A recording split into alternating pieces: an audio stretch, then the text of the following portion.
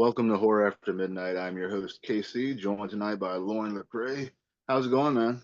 Hey, buddy, how you doing? Thanks for having me back for my second time on Horror After Midnight. Doing pretty good. Glad to have you back again. Thank Have you. to do this more often. Hells yes, yes. So your new movie, Camera X, you got like a little rundown, like you were telling me a little bit before this, how you like ran into some like little bumps in the road trying to get it out there and all that. Yeah, so Camera X just got released January 13th of this year. It made Tubi. Now, before that, it was on a great platform, POV Horror. They're the ones that actually had the nerves to take us on. So, but that was video on demand. Like you had to pay, I think it was like $1 to watch it. And they've got a great library. They are specialized in found footage. So like they got a Okay. core audience for that. So I was very happy that they took us on, and they got us on that rat rolling probably October-ish is when I think, if I remember right. But they also have connections to all the bigger outlets. And I kept saying, love being here, thank you. But when it hits free, I really think Tubi's like should be the home for it. Like of course I Yeah. welcome all the other platforms, but like Tubi's kind of like all the indies. We must face it, it's all the indie films is where it goes. Like for this core audience, I'm pretty sure we all live on Tubi. So you got your Plex and your Sumos and all that, but so then I saw November, he sent me a screenshot saying like Tubi has accepted your movie, but it could take up to 2 months for it to actually pop up. So every day I'm going to Tubi, Camera X, nothing, Camera X, nothing. Finally, it was like the last day of that 2 months. And I'm like, man, I gotta reach back out. I don't like to sound like, because my filmmakers are hitting people up like, come on, man. But Yeah. I hit up the dude from POV Horror. I was getting ready to that day, and I like logged into Tubi and I did a double. I was like, oh my god, we're live, we're live, we're Huh. live. And like I had all the announcement videos ready, like forever. Like I've had the Yeah. marketing plan. It was just like kind of bulldoze and get going. And then it's like you hitting up all your podcast friends, such as yourself and everybody are like, ready for interviews, ready to talk, right? And then it's like Yeah. buy ads, buy Google ads, buy YouTube time, and you're hitting up every outlet that you could.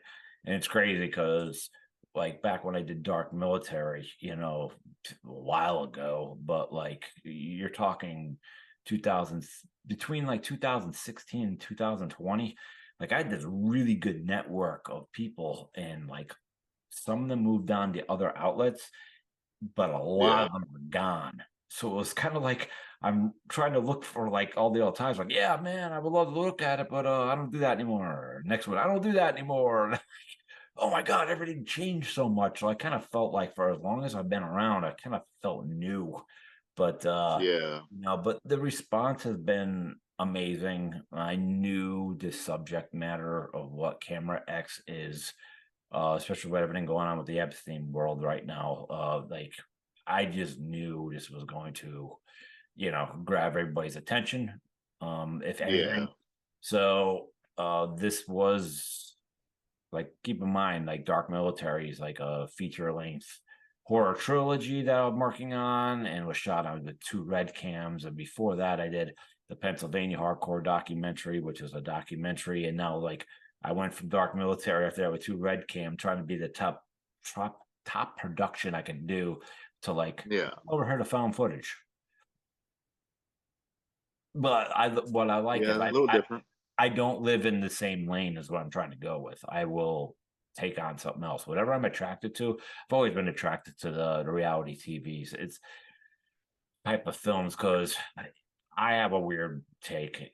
Maybe people agree, maybe people don't. But when I see a lot of the Hollywood A-list actors, when I see Christian Bale with anything, Yeah. I see Christian Bale. Like that's just and he's a great actor. I'm not knocking him. I'm just saying that's why I Yeah. see Same with like Nicolas Cage. Nicolas Cage. I see Nicolas Cage. Julia Roberts. I see Julia Roberts. There's very few far between actors where I kind of like, wow, like Daniel Day Lewis and Philip Seymour Hoffman. They were kind of like the two where it's like they're such range that like you could take me anywhere. But when I used to see the found footage reality TV films, I was always, I don't know you. I'm more captivated to like I can't compare you to anybody. I'm kind of all in.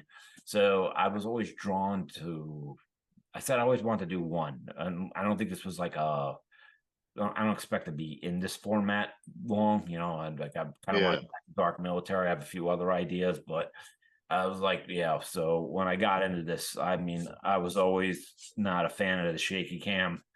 That went away quick.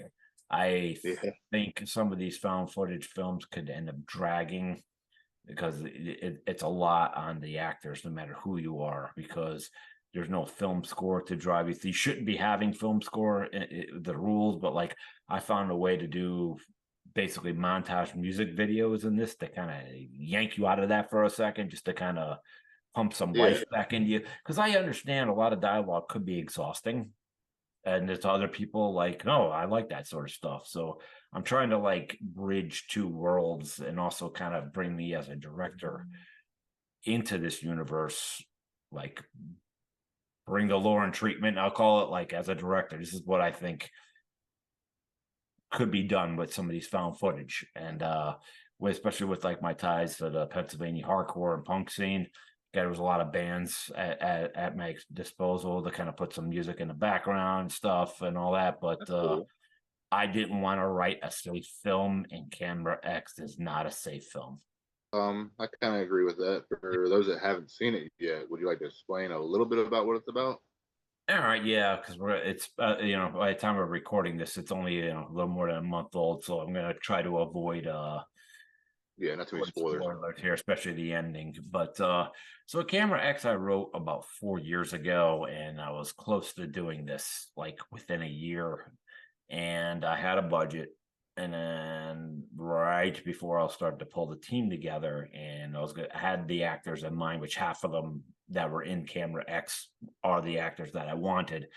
I went and I always go to advice. I have a few help desks, and I was just like, "This is what I'm trying to do. What I'm trying to do in this amount of time with this amount of money. Here's my vision. Find something wrong." And a couple of Yeah. people like, well, "What if this happens? Or are you going to bring this into the set and the crew?" And I was just like, "What?" They hit me with one thing, and I was like, "Oh man."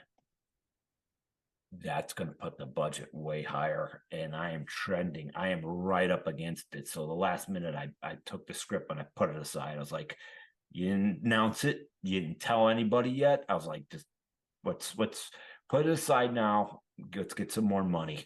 So I Yeah. worked a lot more overtime, and then my buddy Ross, great dude from Planet X Filmworks, he was always like, "Yo, man, I want to come in, but you want something?" So I pitched it to him. We had some meetings. He's like, he threw some money in. I took care of the rest. I would basically like to say between myself and Ross, this is kind of like, you don't want to say it's no money. Like, obviously, we have other things we'd like to buy, but like the amount of money Yeah. we put into the film, respectable, but at the same time, it ain't gonna make or break us. Is what I'm saying. It was Yeah. like it's covered. You know, we're hoping to get some money back, but we'll see. So once I got him rolling, you know, Camera X originally was supposed to be called To Kill a Pedophile. As much as we hate that what's going on with the Epstein world and those people, it's a threat. You can't call a movie that. Even though it's kind of Yeah. weird. To Kill a Mockingbird, The Pope Must Die. There's so many movies out there that got by, but I guess because I'm not a Hollywood studio, I'm immediate like no.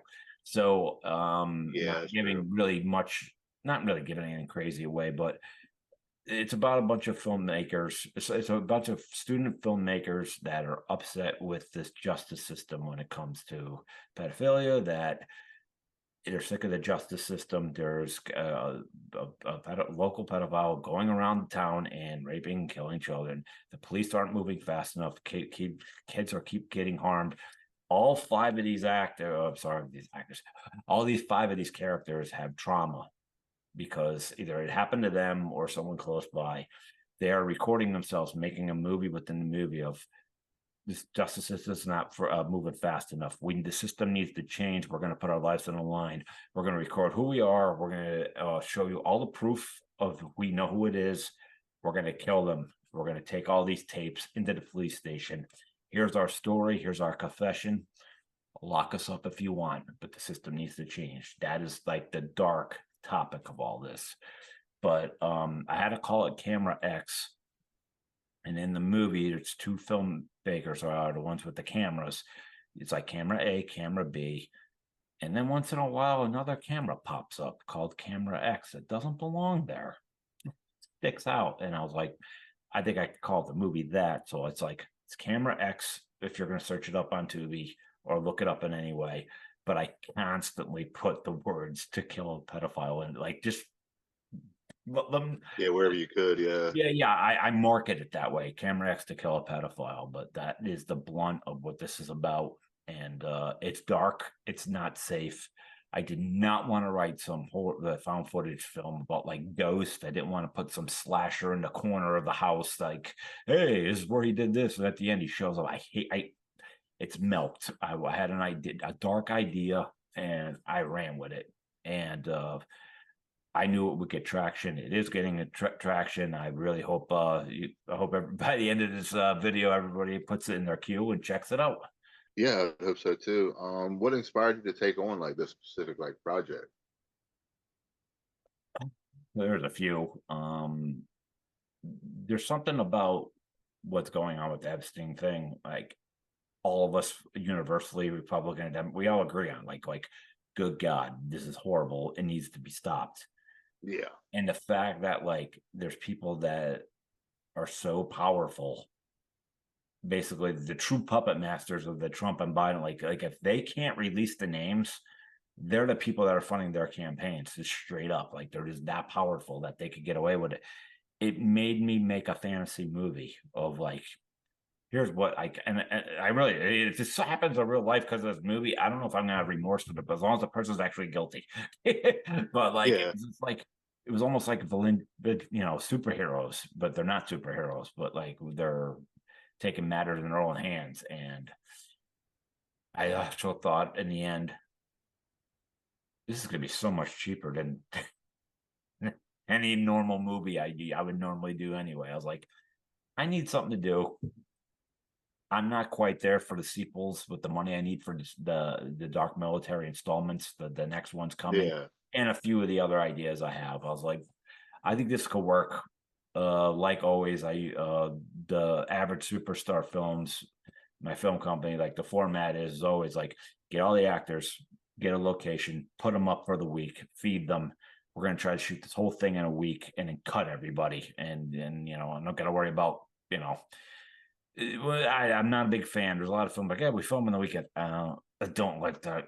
Is because sooner or later someone's got a kink in the chain, like something came up, or I can't, or my job said, hey, I can't take off, and like then it takes forever to get everybody together. And before you know, it's 9 months later, people's appearances are changing. Like, I like to just quarantine everybody for a week. Like, you're mine for a week. We're gonna do this. So Yeah. that's Yeah. Anytime you ever want to do something like that, also hit me up anytime. I'd love to help you out sometime. absolutely. I will add you. Thank you. Oh yeah, no problem at all. I've been in one film so well, actually two total, but I was in The Barn Part 2 as an extra, and then did a COVID movie a long time ago. That one. I did a COVID movie you can watch for free on Tubi. Tubi on YouTube on my page, Average Superstar Films. It was called COVID 2024. We filmed it in 2020, and it's kind of funny that like 2024 is like went by 2 years ago, but it was kind of like the virus got this bad, the world got this bad. Like, what's it going to be like 4 years from now? And now it's like, Yeah. oh, it's 2 years dated, but. But that was another cool movie. I dug it. It was about maybe 35-40 minutes long. It kind of kept me sane Yeah. making that movie. There's a lot of indie names out there that helped, but a lot of it we did in quarantine. And it was crazy. It's because I only had about like the beginning of the script, the premise, and I had the end. Oh, okay. And I just kept thinking, like, what could I do in between to make this interesting and realistic? Yeah. And so I just told the actors, you got to trust me. Every so often, I'm just going to throw a couple pages out, like, okay, now we're going to do this, But it kept me going. It kept me going because like that was hard. Being home in the Yeah, being home for that long. Yeah, this summer was too. Yeah, yeah. something he helped out. It was a can't remember I think it was David Black, I believe his name was.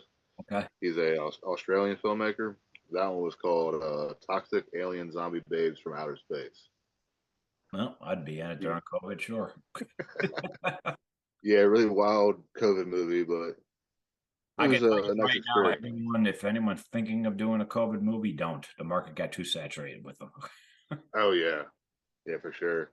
Yeah, that was like Um, the next thing that got worn out besides zombie movies. Like when Walking Dead came back, like there was so much zombie because everybody was like, they're back, they're back. And after about 10 years, they're like, put them back to sleep, please. Put them back to sleep. yeah, But there's so many of the Walking Dead I can't even keep track of all that. tremendous show though. Like, yeah, I thought all 11 Oh yeah, were good. I understand people are like, I quit at the 7th season. I quit after that. I was like, yeah, how many shows go 11 seasons, and how hard is it to hold attention on any show for 11 seasons of anything of any kind? It's hard. yeah.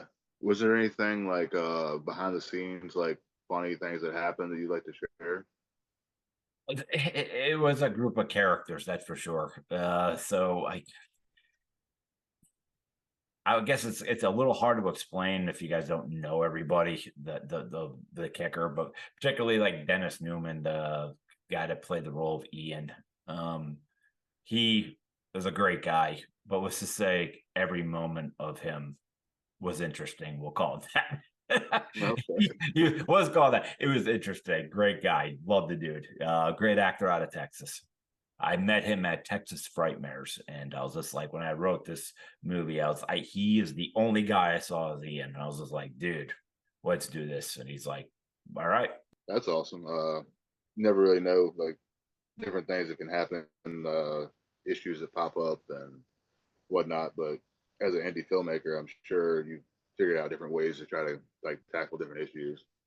Listen, every movie set, there's always something. There's like a fire I call it like a real fire. Like, wow, we really do have a problem right here. And then there's other stuff you're like, okay, clearly you think it's an issue. I'm the director. I better handle this. And then Yeah, there's smooth sets, and then sometimes there's like you might not find out someone's upset about something to the end, but they didn't exactly tell you, and you feel bad, and could be, like you just whatever it is, it's your set, you're the director, just address it and you talk about it, and as long as everyone's cool and they walk away, that's what you want. If somehow after you shook hands and they walked away and they want to cut you off, well, at least my conscience would be clear because I did my part. If they want to, but listen, film sets they're an amazing time overall.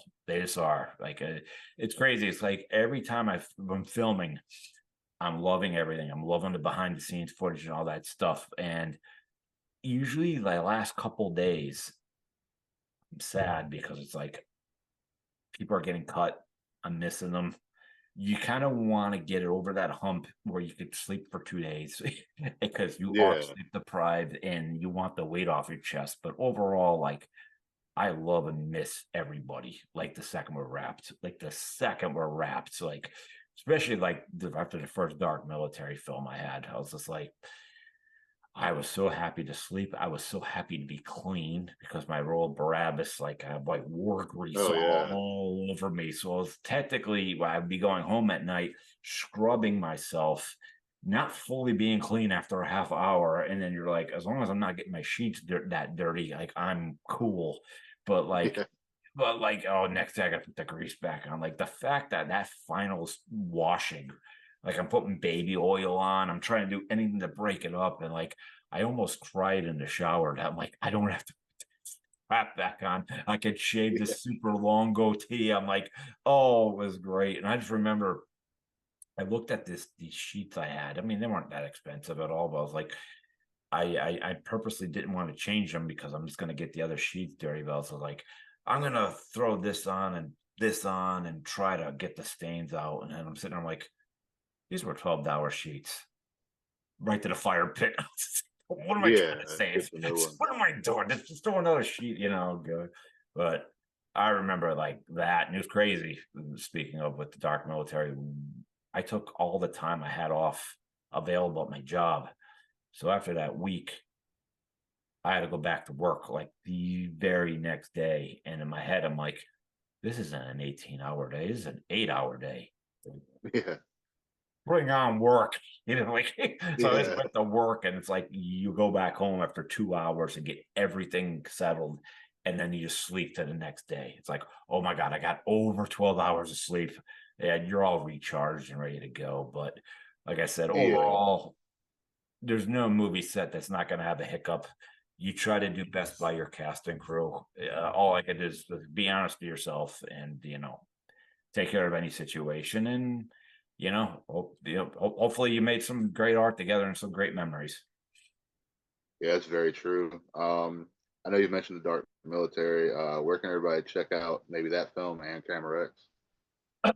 Camera X and the Dark Military are available on Tubi. Dark Military is also on a lot more platforms, Sumo and Plexer. I believe Amazon Prime. I think we just pop back up there.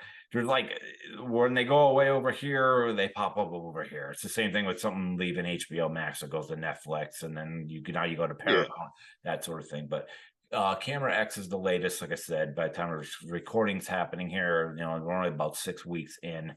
uh if you're in a mood for something very twisted, swerves, current with especially with the Epstein thing going on, and you want to see something effed up, check out Camera X. Go to Tubi, and and if you really like what you saw, feel free to spread the word.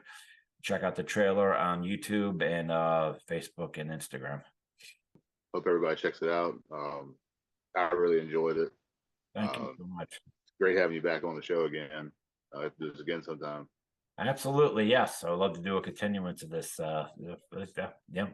Thank you for you as a podcaster and for all you're doing for all of us, horror fans, and horror film directors. Like, we all need this. Like, you are our audience. You help us get to reach all the people. So it's crazy how advertising used to be like magazines and this and that, and that Yeah, still is, but it's just like podcasting and shares, and like that kind of changed the industry, and so thank you. yeah, it all helps, and we've always loved indie film. So Yeah.